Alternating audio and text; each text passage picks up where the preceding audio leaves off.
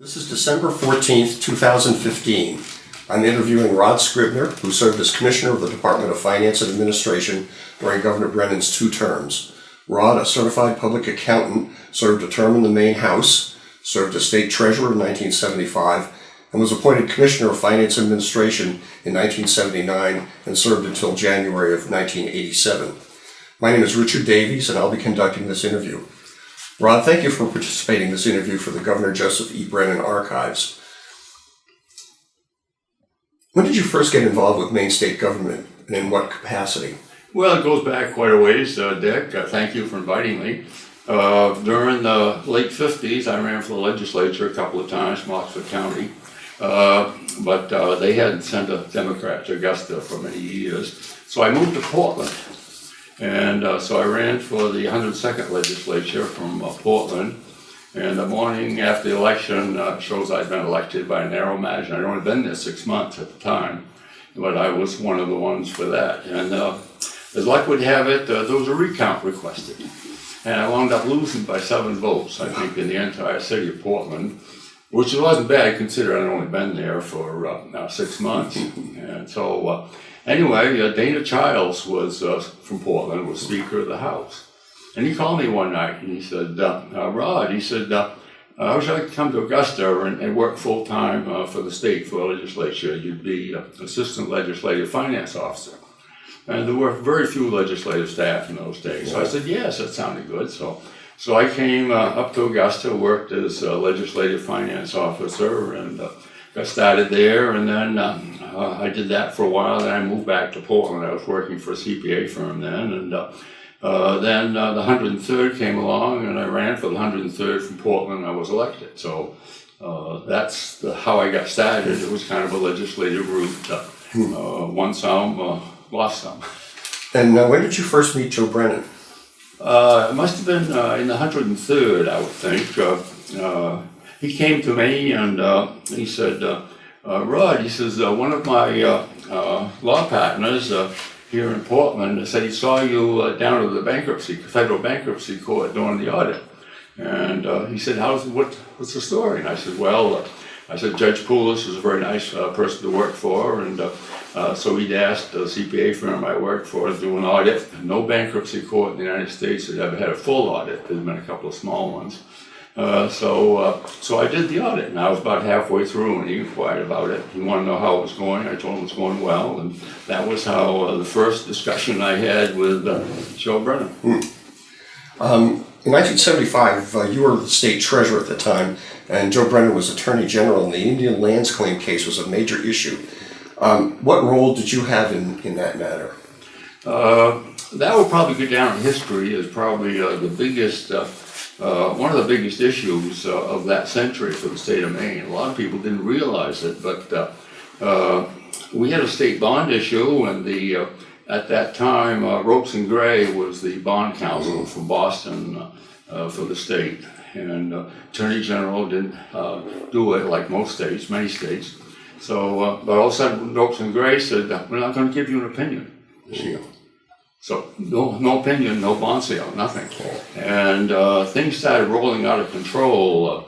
The Indians had filed this claim against the state. They had a good attorney, and they were moving right ahead with it. And it didn't make too much things, the general public, but as far as banks and other people, there was a big construction job, Central Maine, that for a shopping center.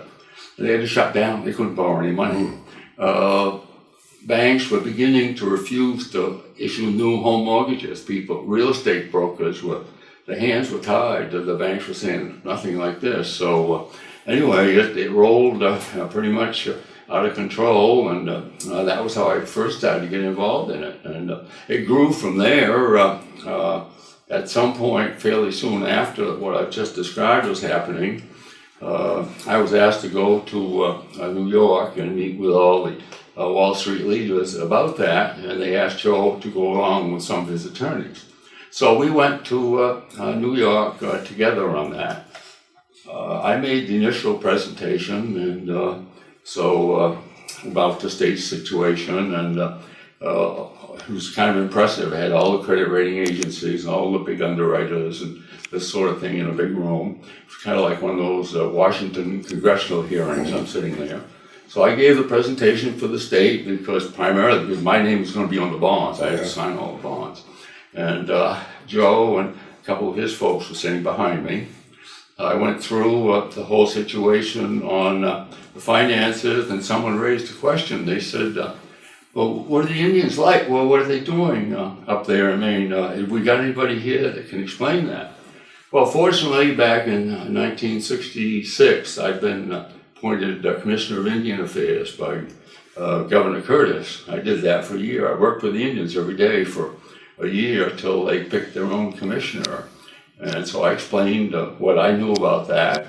So I talked basically about the state's finances and the Indians. And Joe Brennan, several years later, came up to me and he said, Rod, he said, I was never so impressed. He said, you had all the top people in Wall Street sitting there in front of you. He said, and they were attentive. They listened to every word you said. Most of them seemed to know you personally. I said, well, that was my job. I had to go down there every few weeks, and I'd met many of them, not all of them, of course. So, and then they called on, they wanted some legal information. So Joe and his attorneys, they wanted to know what were the likelihood that the tribe's case would prevail, and a few legal things like this. And then it was over. Yes, we went around, met with other people, and then I was talking about Ropes and Gray. So Ropes and Gray was replaced, even though they'd been the state's bond counsel for perhaps 50 years or more. And then the bonds were ultimately sold, and the case continued on. The situation was eased up, and everyone said it was basically due to the work the Attorney General's office and myself as State Treasurer presenting the information that it allayed the fears of all the credit rating agencies and the big underwriters down there, and so we went ahead and sold the bonds. And then later it had several years more. Joe Brennan was involved in it for several years after that. I wasn't. I was only involved in getting it through the initial crisis of no sales whatsoever, because people were afraid really that the Indians were going to start coming out and putting signs up in the main mall saying property of the Penobscot Indian tribe or something. And there was real fear there at that time. Just a question that I hadn't thought of earlier. Do you recall whether the interest rate we got on those bonds that finally sold was much different than what you would have anticipated? No, it was a fairly good rate too, as I remember, 3% something on there overall the life of the bonds. But no, we didn't have to pay a severe premium. There might have been a tiny premium for that, but no, there was no premium to speak of. When Brennan was elected governor in 1978, you were working in Washington. What were you doing down there? I was working in the Treasury Department, and I was Deputy Director of Revenue Sharing, the Revenue Sharing Program, and I'd been picked from 4 other people who had been contacted to take that job, and as Deputy Director, I dealt with all the governments and so forth. There had 33,000 governments that we dealt with. I was fortunate, I guess. One of the things that I was selected that goes back to Governor Curtis, because when he was on the National Governors Association, they asked him, every governor had to do some projects. So he looked at the list, and the National Governors Association, this was probably 10 years before that time, said, well, we're pushing for revenue sharing, I want you to do something. So he agreed to do that, and he picked me to do it. So I wrote a research paper on revenue sharing 10 years before this. And the National Governors Association printed it and used it for several years in their efforts, and eventually the Congress. So when I went to the interview, they said, have you ever had anything to do with revenue sharing? I said, well, yes, I wrote a research paper 10 years ago on this for the National Governors Association. So I think that probably had helped anyway to get that job. And so I was doing that, and it was quite interesting to see how different the federal government is from state government.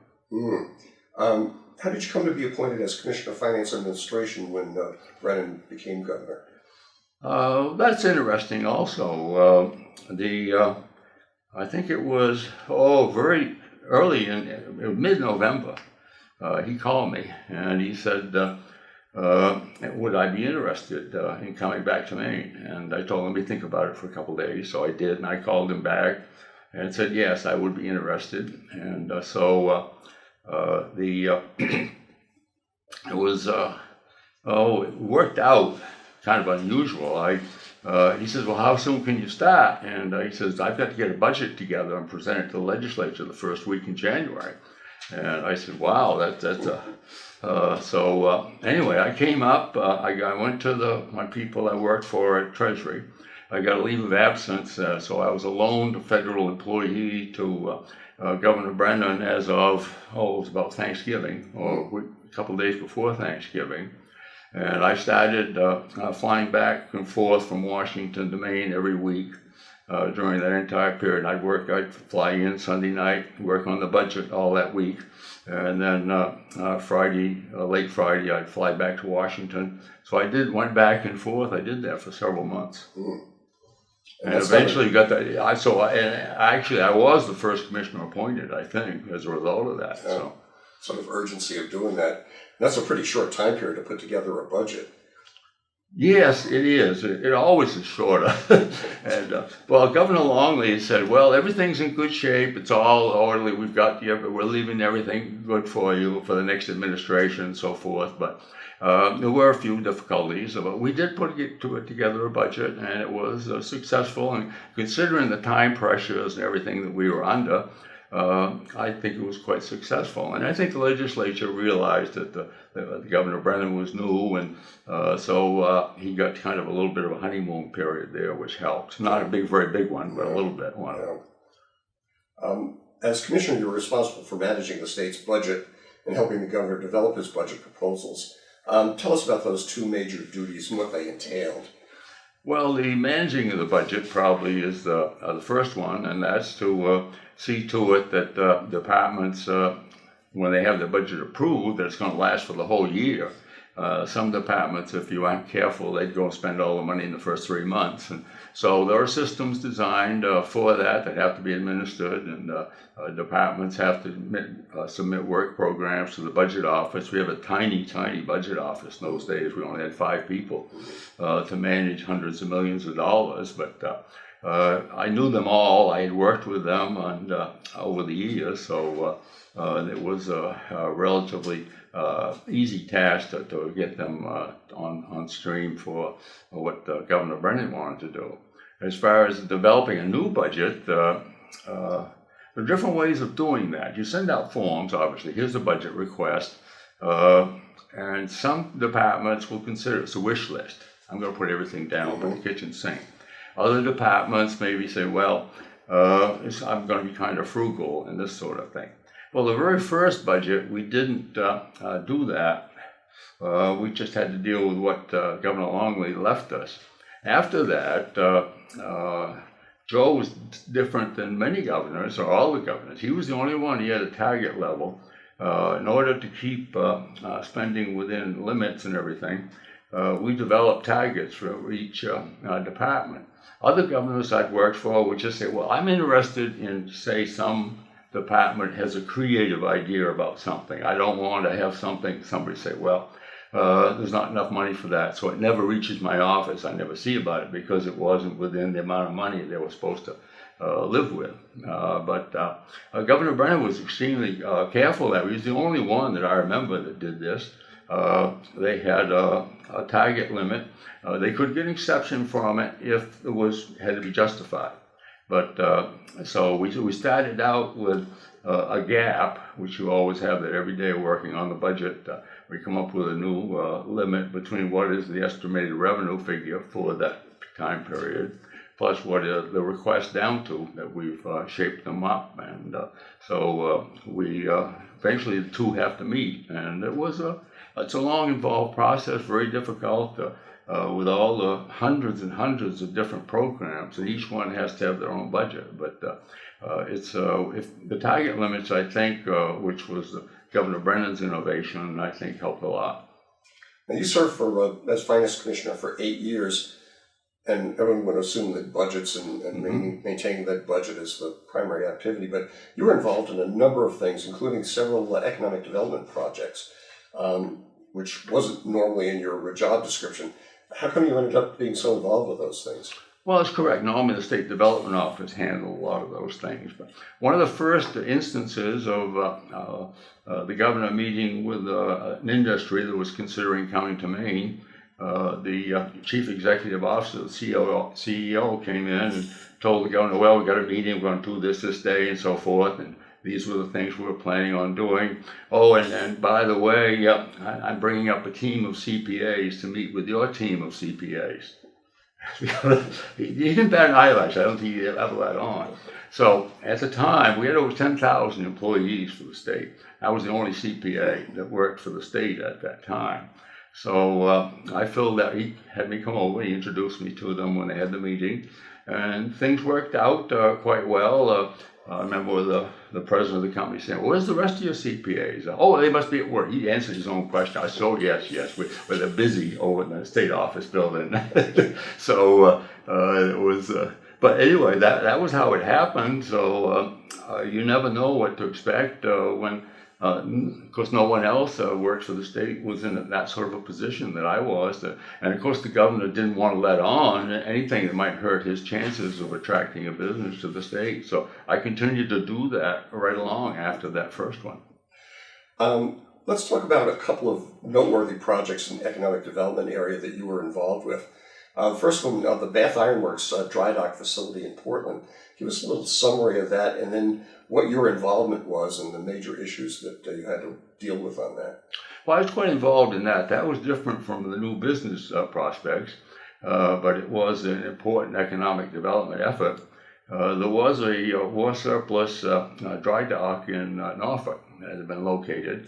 The Navy likes to have dry dock. They don't want to have it so that if there's a casualty of one of their ships, they have to go way down around through the Panama Canal to find a dry dock. So they like to have them scattered around, 2 or 3 on the East Coast, 2 or 3 on the West Coast.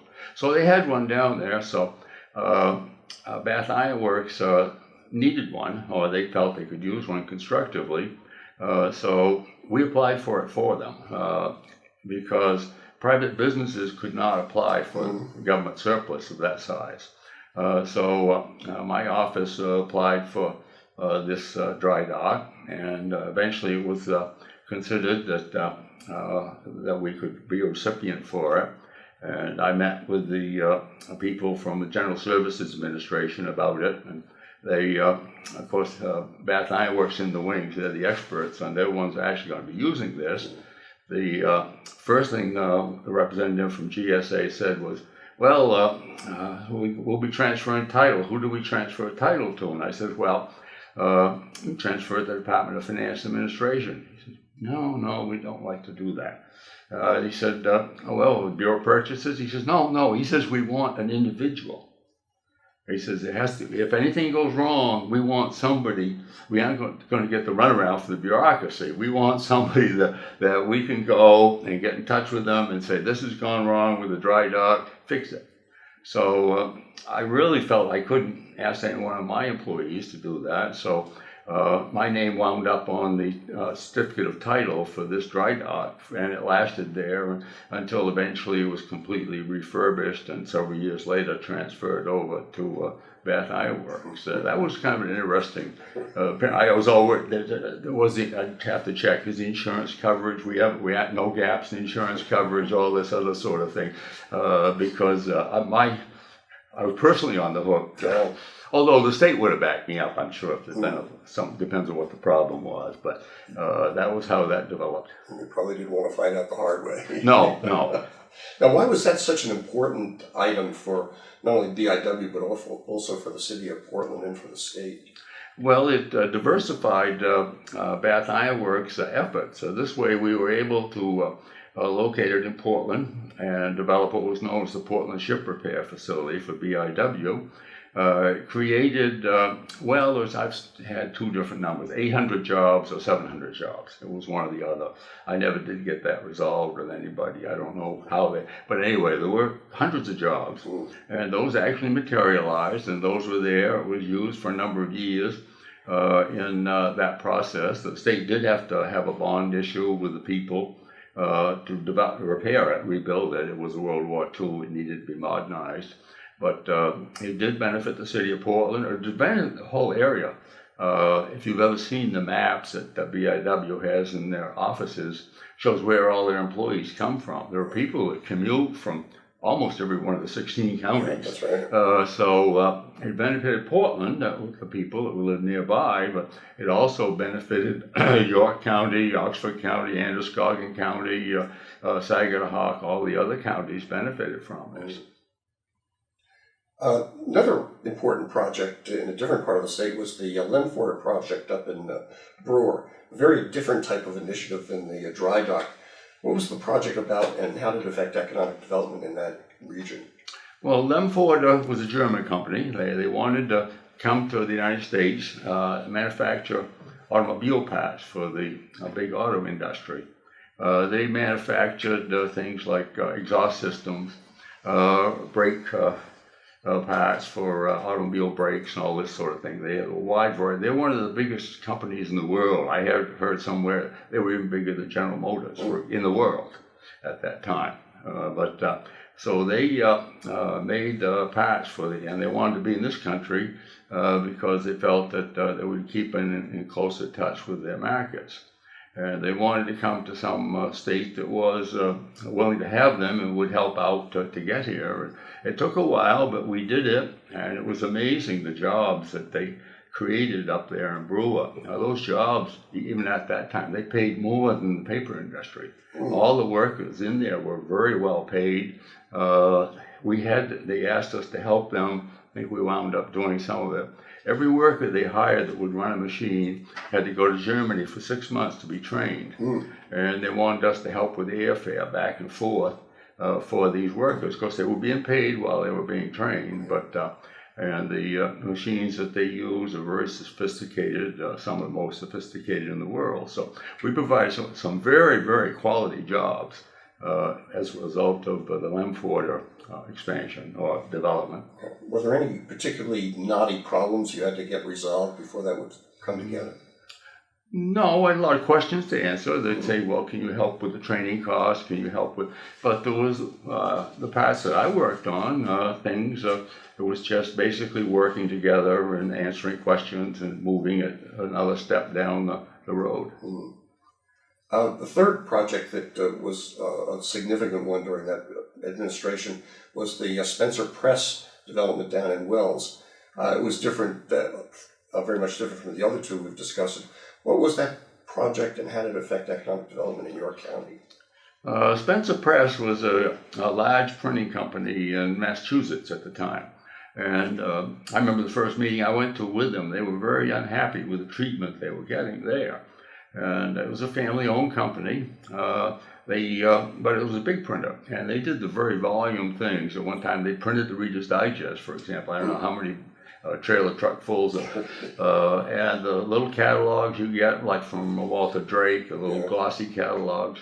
They printed those for all those big companies, and that was the type of printing they did. And they wanted a location, and they wanted it near to, obviously, near to an interstate highway and everything. That was one of the problems, getting a good location there in Wells. It's right off the first exit right there, and things of that nature. So it moved along. Those were the sort of issues that we had to deal with, but the family was very good. They all supported each other, and they supported the state. They appreciated the work that we did for them. We were always there whenever they called. It was, what do you need? And we got it for them. Yeah. What kind of employment numbers did they have? Do you remember? No, it's a very large place, so several hundred. I'm not sure what the exact number was. Another tool for aiding and encouraging economic development was the use of state bonds to finance infrastructure to support a growing economy. Maine had and still has a very good credit rating with our state-backed bonds. What did Brennan need to address the credit rating for our bonds? That was an issue at that point. Yes, it's always an issue. Always, all the years I've worked with the state, that it's always been an issue practically every year. Well, we had the Indian lands claim case. I remember I flew down to New York with Governor Longley during his term to meet with the credit rating agencies. He really wanted to get the AAA back, and he was unsuccessful. And Joe knew about this trip. He asked me about it several times. How did it go? And what were some of the reasons? So we had the Indian land claims case, which kind of cast this big cloud. Mm-hmm. So we were AA plus at the time, which is a good rating. Mm-hmm. I mean, that's just nothing to worry about. But so we did make a major effort. Sam Shapiro was state treasurer at that time, and I worked with Sam and some of the people at the Bank of Maine that we dealt with on some of these types of issues. And Hawkins, Delafield, and Wood, who wound up being our bond counsel in New York, replacing Ropes and Gray, and one of the underwriters. And we had a major project, and the governor went down with us when we presented it to Moody's. And they had some questions. They were very polite and all this sort of thing. And then nothing happened as a result of this. And we made a major effort over a period of a couple of months to do this. So I remember talking with Claire Cohen, the senior vice president at Moody's, on some other issue a few weeks later. And so I just inquired. I said, well, what happened, Claire? And she says, well, we'd had so many problems in California, Chicago, other places in the country. She says, I had a meeting with my staff, and we decided that for the duration, we were not going to increase anybody to AAA. We thought it would send the wrong message to our problem governments. Yeah. So we got caught up in that. So it was no fault of ours. She says she said it was a good presentation, and under normal circumstances, things might have come out differently. But that was a constraint, which you didn't know. Yeah. And of course, obviously, I didn't find this out till afterwards. But that was what happened, and so. Did that decision by them have much of an impact on what we had to pay for bonds when we did settle? No. There's no real premium between AA and plus and AAA. That usually isn't a factor. You have to have a much bigger spread in the rating. But I think it was just more that a lot of people, and Governor Brennan included, the general public is in Maine, many of the old timers anyway, they're always very thrifty people, very conscientious. They paid their bills, or they paid their bills ahead of time, and this sort of thing. And they wanted the government to have something, it was a symbol to these people that are financially responsible. Yes, your government is financially responsible, and you can't get involved in AA plus and AAA, whatever they are. AAA, they know that is a clear thing, and we were good. We weren't hurting, and you never saw anything derogatory or negative about the state's credit rating during all the years that Governor Brennan was involved. There was just every now and then be a little question come up about the Indian landscape case, but that kept moving along, and eventually that was settled. In fact, that was settled, I think, before he became governor. Just a little while before that, I think. Because I didn't follow it as much after I wasn't involved in it, because they moved on, the venue went to Washington, and they had many meetings there. And eventually the federal government had to step in to help for the settlement. That's right.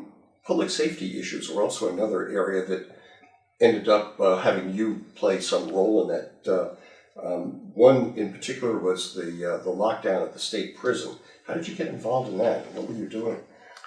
Well, Governor Brennan called me over one day. He said, Arthur Stilpin's in my office, and Arthur's a little nervous. He wants to talk to you. I said, okay. So I came over, and I wasn't aware of the lockdown at the time.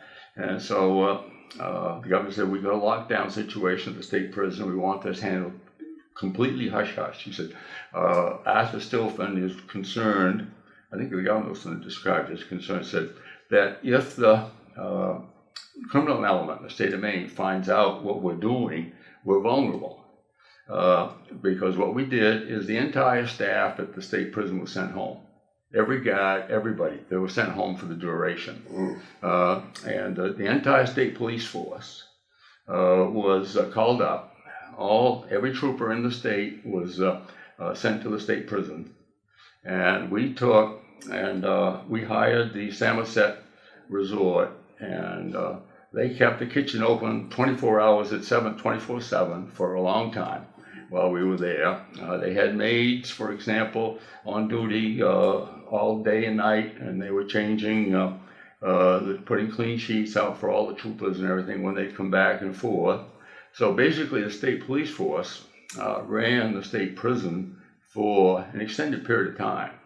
A number of weeks, I don't recall, a couple of months probably, something like this. And then it began to taper off.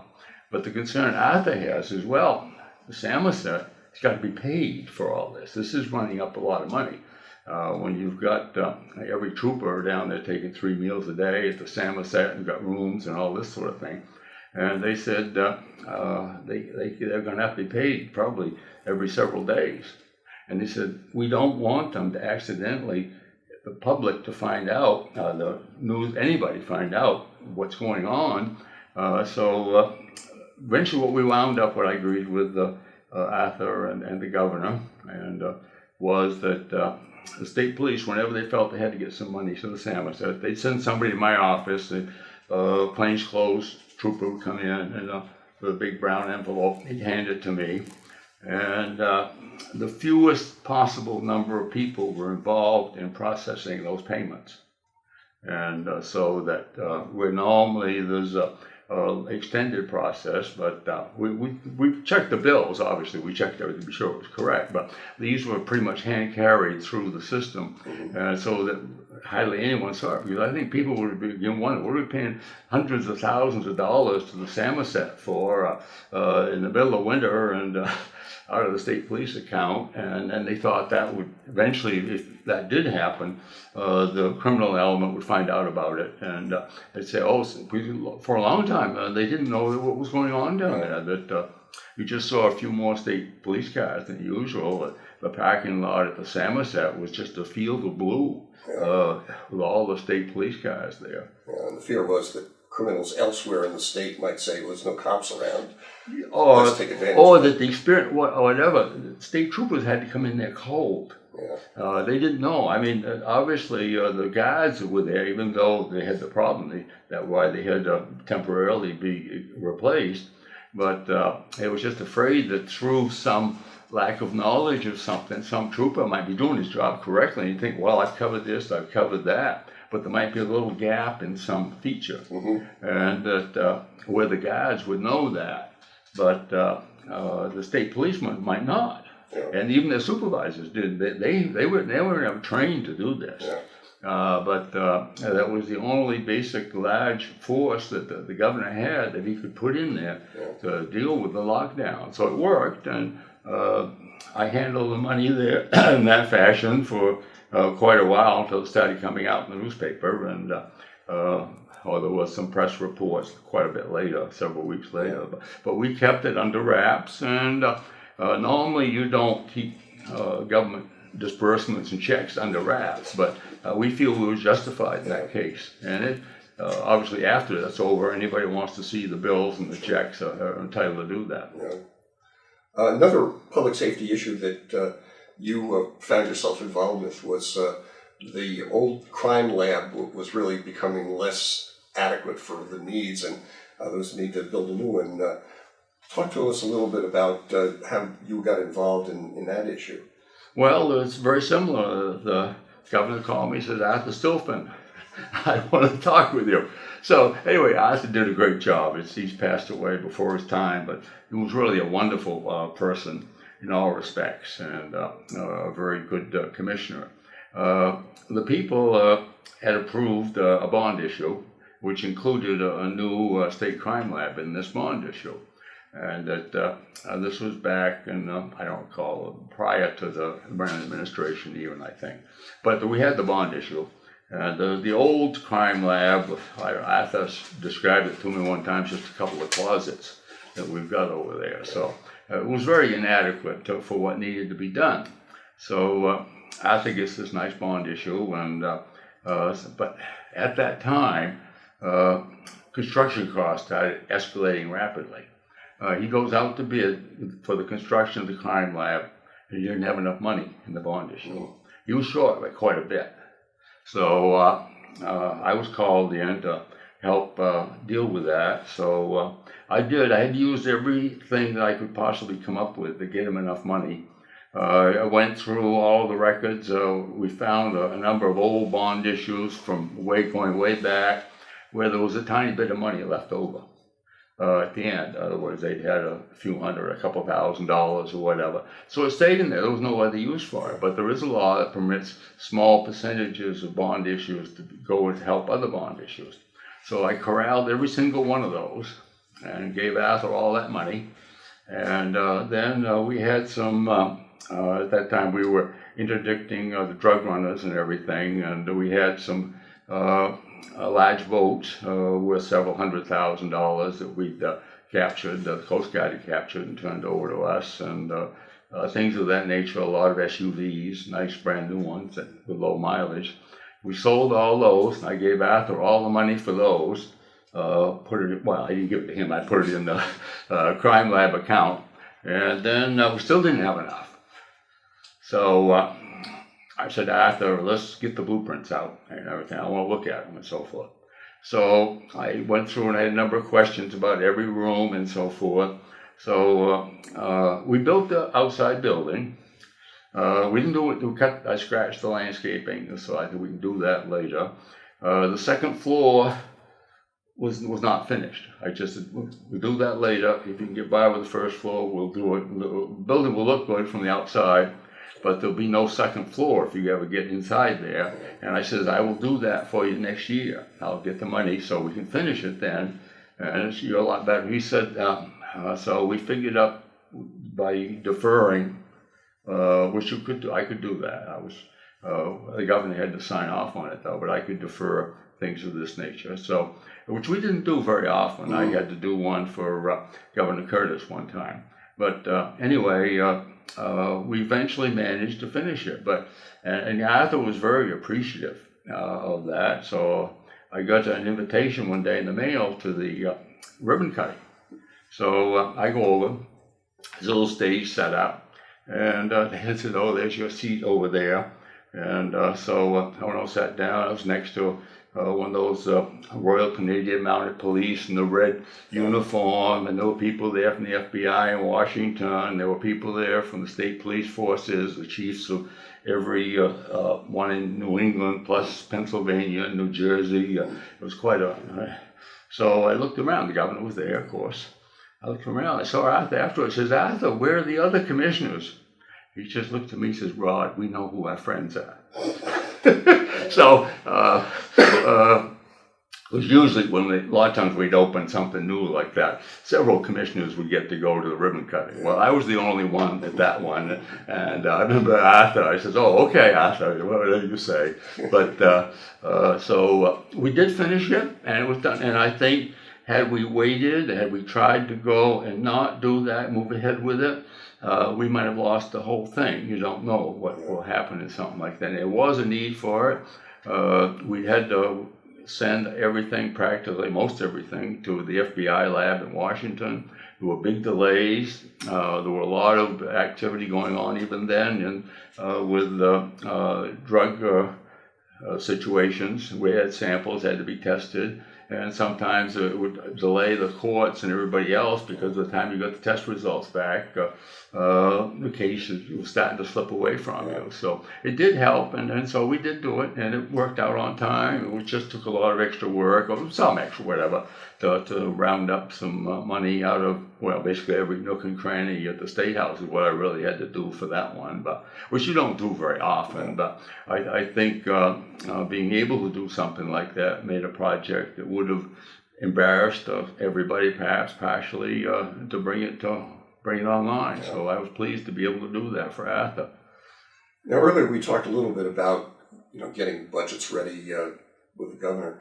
Let's talk a little bit about the process of actually developing a budget with all the various agencies that were involved.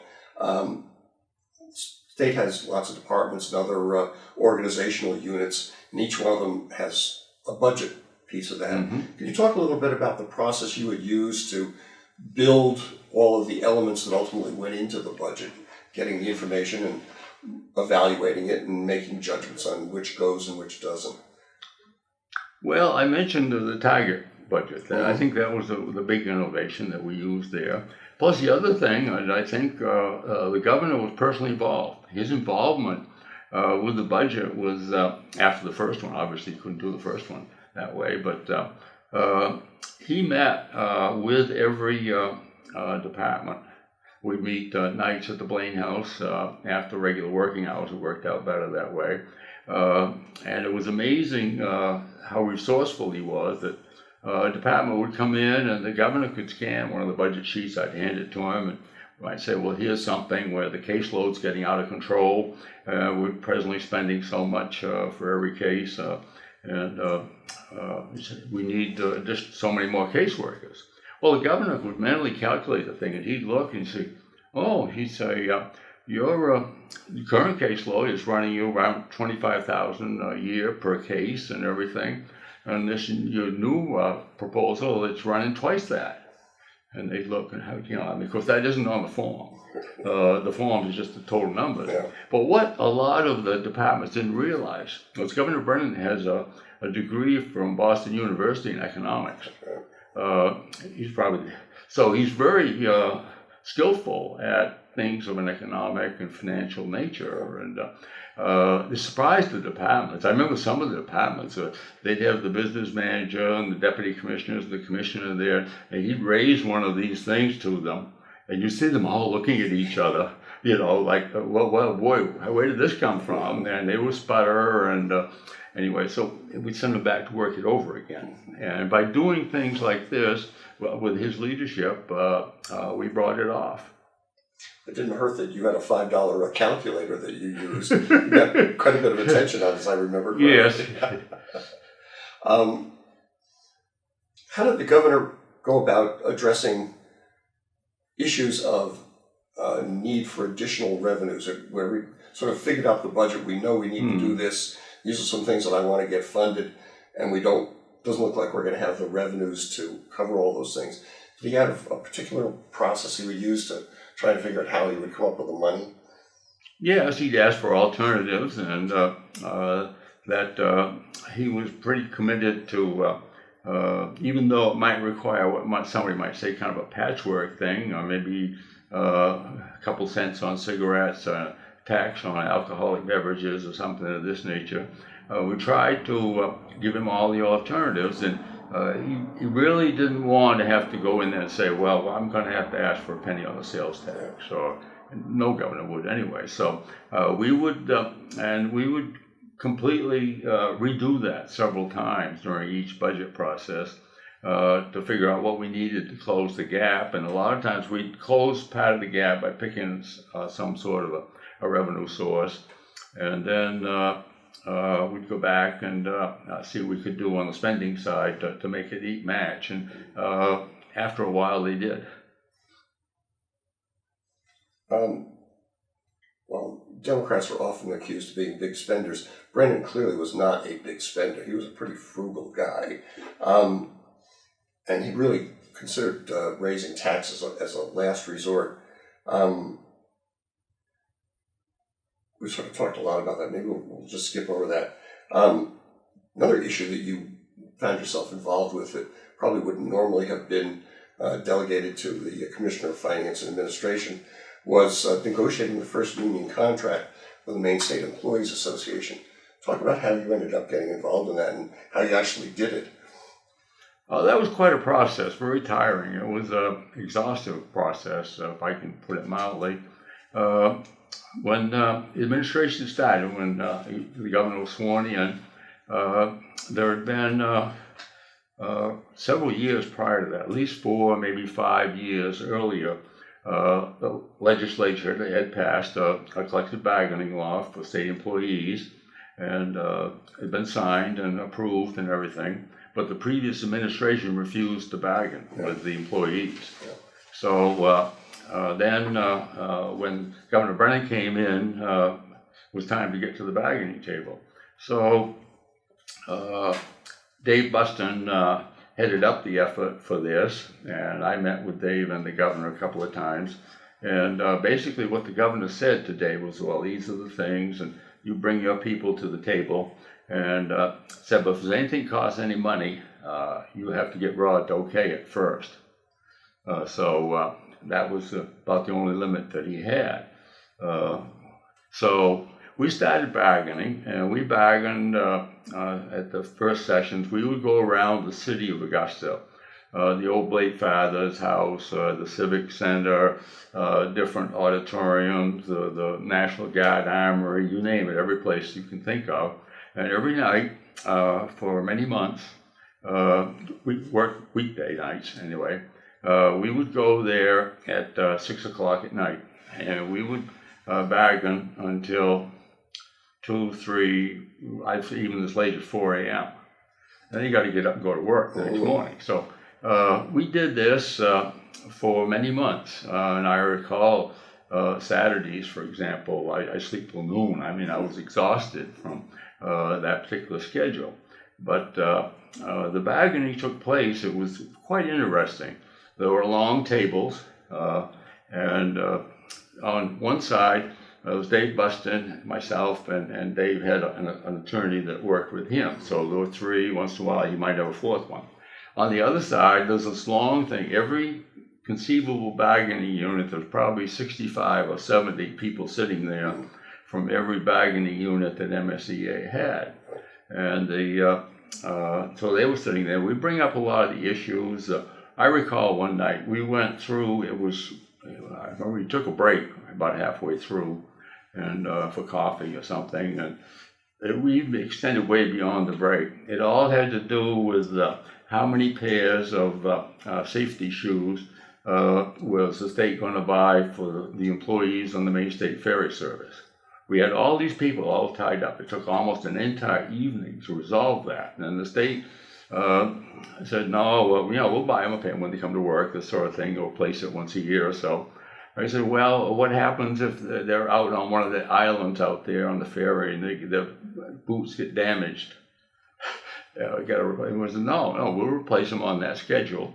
And I don't know how often some of these other things, there was a similar thing on rain gear for the people. And that went on all night long. And you've got all these people. I was amazed that Dave didn't seem to get impatient. I got a little impatient. I figured, well, we're going to be here forever, and it seemed like it was forever. But we did move along. Now, part of the problem with why it took so long was originally because there's been this delay. The MSD, I remember the very first meeting we went to, they said, well, we want a 14% pay increase immediately. Well, we didn't have the money for that. This was, we're only just a few weeks into the new administration. And so eventually we wound up at 6.5, I think, or whatever, after months and months of bargaining. But and the union was very unhappy over the whole thing. I thought we did a credible job. Under the circumstance, what we had to do with and to start with, and we worked very hard at it, and eventually we did catch up in subsequent bargaining years, contracts. But for the very first contract, there'd never been a contract to start with. And this one took, I don't know how many months. It was a long, long time. And towards the end, it got so it wasn't every night. But I remember I started, I think it was the end of January, early February. And I remember even late into May, we were still keeping the schedule of every night. And the legislature was in session. And so I had hearings to go to, this sort of thing. So basically, I was working, 120 hours a week or something. It was an enormous number. Yeah. And this went on week after week after week. And it wasn't physical labor, but obviously, but it was very draining. Yeah. And it's a good thing. I couldn't have done it today. I'm a little older now. I mean, I wouldn't have this resources, physical and mental resources to do it. I could do it then. I was a younger person, but it was very tough. It was tough on everybody. As it wound down towards the end, what were some of the last really sticking points that had to be resolved to finally get the deal to come together? You recall any of those? The pay raise, the amount of the pay raise, that was the big sticking point, the whole process. Yeah. We whittled down these other things, safety shoes, whatever it might be, and different things. But every group had to have their say, and they had to be involved. I'm surprised, I was a little surprised that MSCA didn't kind of sift those things down a little more, because every person on all the individual bagging units had their own agenda. So you didn't have to just deal with MSCA's agenda. You had to deal with the agenda of every bagging unit. And you had professional, supervisory, you had maintenance workers, you had clerical unit. There was all kinds of different units, and everyone had their own agenda. And that was what took so long. They were probably learning just like everybody else was in a new process. And they figured this was the foundation. This is where the starting point. Sure. If they didn't get a good foundation to show their members, there was going to be a problem. But there's only so much you can do the first time on anything. Yeah. Now, once you have the deal done, I have some recollection from when I was in the legislature that there was usually some money squirreled away someplace in the budget that wasn't identified as for settling contract negotiations. But how did you come up with the money at that point to actually pay for what you negotiated?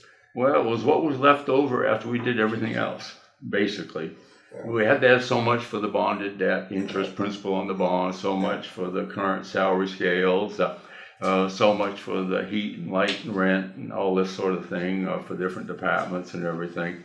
And usually it was just a number that just kind of appeared, wasn't committed to anything. We tried to make, I wanted to have it so that it would be something that people would feel, well, at least it's significant. We gave it our best shot. Yeah. But at that time, the state retirement system had come in there with us.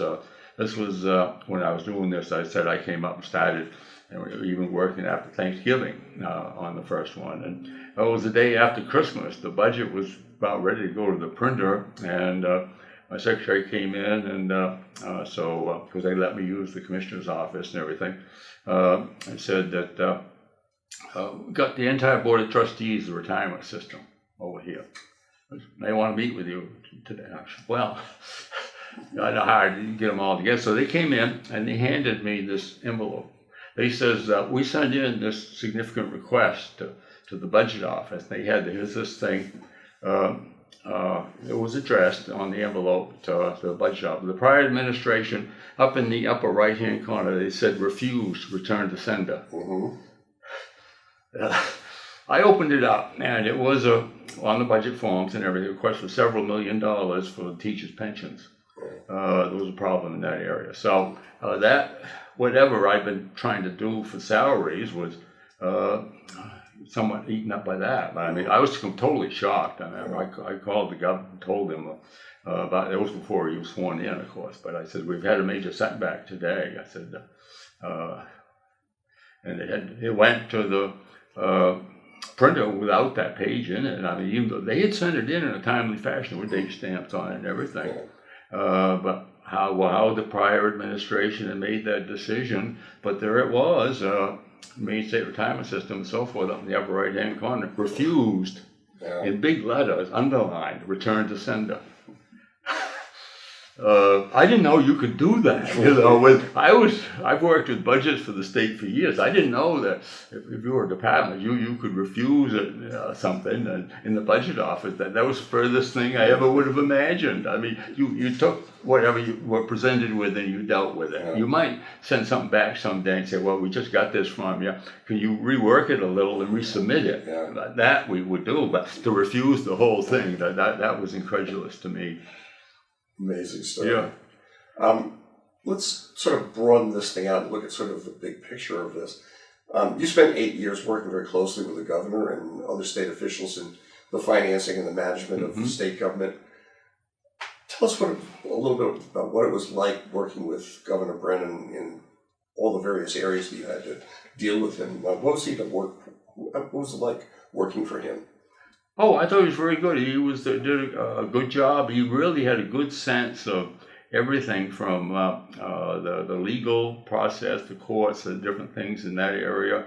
Dealing with the legislature, he understood that. He respected the legislature.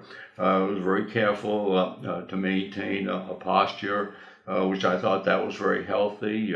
With all of the departments, he respected their views. Occasionally, he'd have to say, well, I heard what you said, but we simply can't do that this year or something.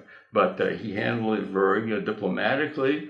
I think he respected everyone and handled it appropriately. Where I've seen other governors, I've known and worked with over 10 governors over the years, some, like Governor Cross. He used to come to my office when I was finance commissioner. He'd come to my office every few weeks during the whole 8 years, except at the end. Governor Cross was there. So, but and I met Governor Baxter, and it goes way back, that whole thing. I did meet a lot of governors, and some of them I worked with, some I just was visitors, some I saw, but there were 10 altogether, I think, including Muskie and Curtis, and right on up through.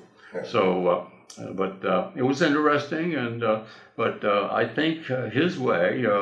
Some of the other governors were very good. Also, he wasn't the only, but he had a way, and I saw it at close range for 8 years, of just dealing diplomatically with whatever it was. He never. I don't think I ever saw him raise his voice or anything. Somebody else might have seen it, but I thought he knew the job. He trained for it in the legislature and as Attorney General, and so in effect, it was the next step up. So he had those advantages, and I think he used them all. Yeah. If you were asked to define Joe Brennan in just one word, what would that word be? Oh, it would have to be competent. Now, by that, I mean competent in all the dimensions of the job, not just any one. So, but I don't think there was a single phase of the job that he was not. And I would have, if you said 2 words, I would have said extremely competent. But you only gave me 1 word, so he was competent. But that was basically, he knew the work, he knew what had to be done for the state, and he was very sincere and very careful, and he did a marvelous job, I thought. And since you had seen and worked with a fair number of governors, how would you rank him among all the people that you had some close knowledge about? Well, as I said, there were those. I would, I think going over I didn't work with some of the governors in the 18th century or whatever, 19th, well, whatever, but the ones in the last century, whatever, from Governor Baxter on through, although I only met Governor Baxter once, but all the ones that I knew well, it started with Governor Cross, but I would compare him right alongside Ed Muskie as being one of the best governors that I ever dealt with. Wonderful. I think that pretty much wraps up. Do you have any further comments or anecdotes or anything you might want to add? Well, I don't. No, I think I've mentioned a few of them, different things as we went along, but it was certainly very interesting. And I can add one little anecdote if you'd like. And this was the very last year that Joe was governor. And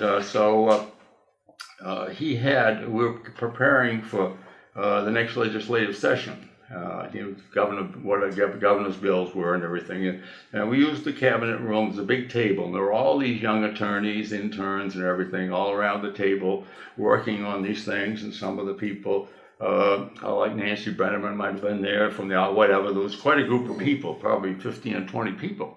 And so the governor had me sit in on it.